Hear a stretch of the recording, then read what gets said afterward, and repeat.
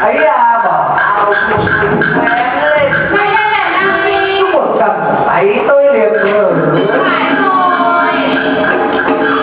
ấy thấy hoa cái nhảy ra sàn chợ Sàn chợ.